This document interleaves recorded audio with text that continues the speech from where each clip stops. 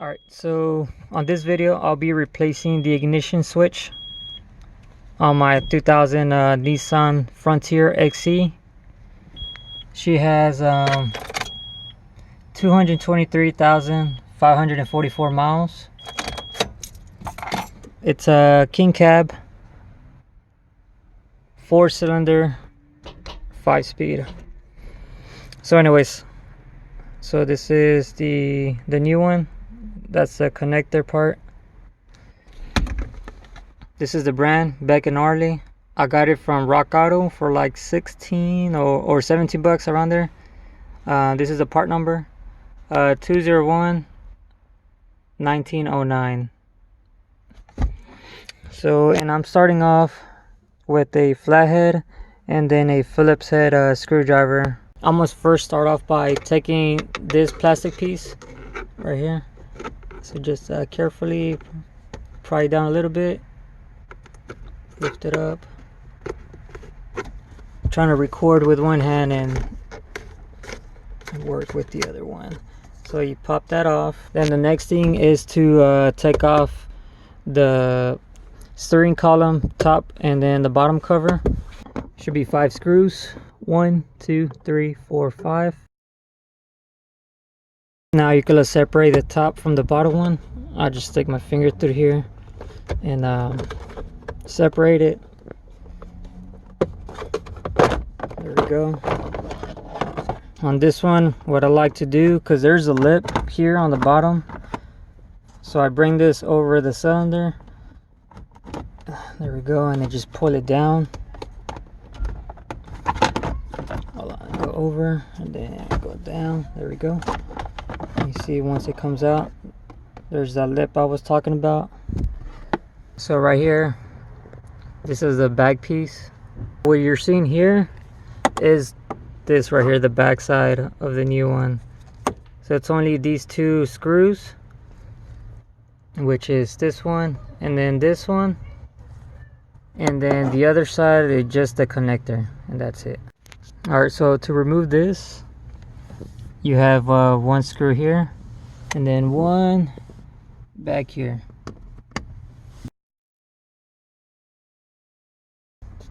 So you pull this towards yourself, pull this towards you, and then it should pop off. It's easy. So this is the one we're working with, right? Which is this one down here. Forget about these. So it's this one. And alright, so it goes here, and then just this one right here. So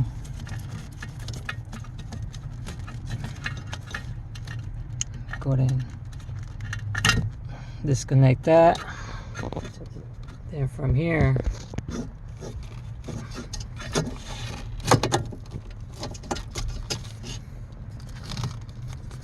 that's one of the reasons. I mean, the truck starts fine and everything, but it has been tapped into whenever the previous owner had a aftermarket alarm.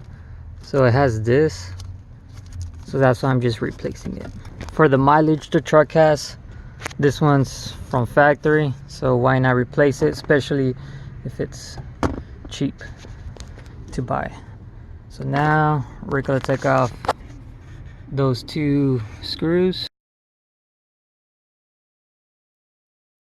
And then this should just come off.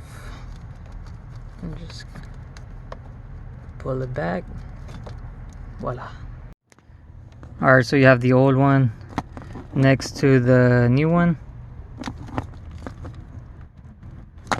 So it's ready to put this one on. And on the new one, well, even on the old one too, but I had already taken it off. But on the new one, it has this little clip, which goes into this back one, so that way it's more secured into place. So put this in here. You can start by putting the back.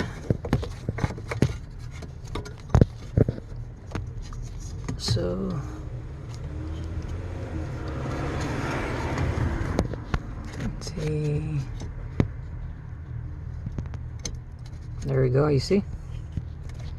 So that's into place, and this can go back in there.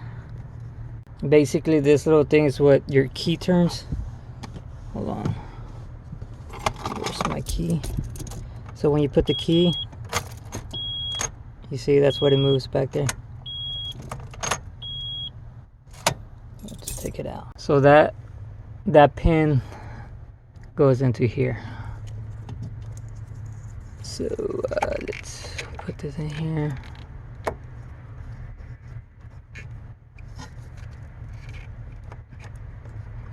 Alright, just like that. Get the little small screws. I'm starting them by hand. Get the other one. Alright. Now get the screwdriver.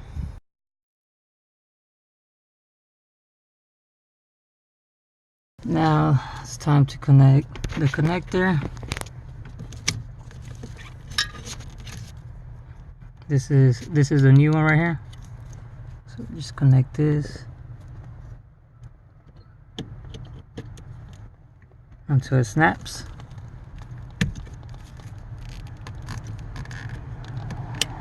And there we go. Before you put all the covers on, you can see, just test it just to make sure everything works.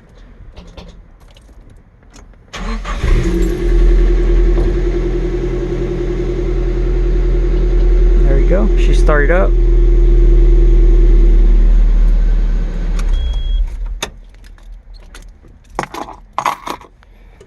So now we can just start putting the covers back on.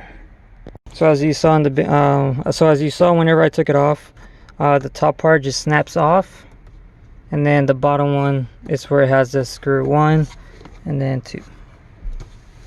So let's put this one back on and work yourself around the e-brake, which is that.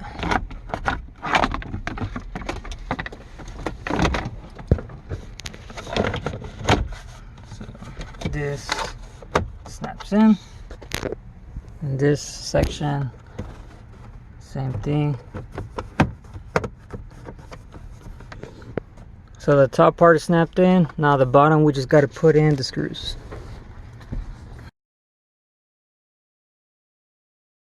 Alright, so next is the bottom part, the bottom cover of the steering column. So since it has a lip, you start by putting that in first, and then you kind of push it towards the cluster.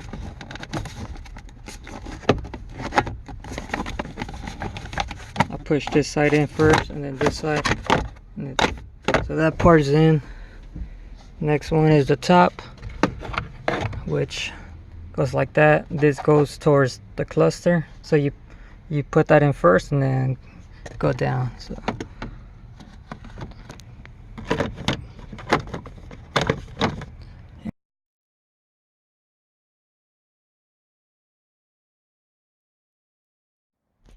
alright, so once you have bolted the top and the bottom cover up, it's time to put this back into here. This part right here goes into right here. So let's start putting this on. There we go. Just like that.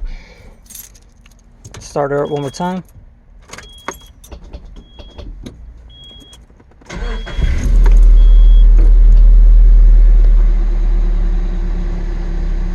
Sweet.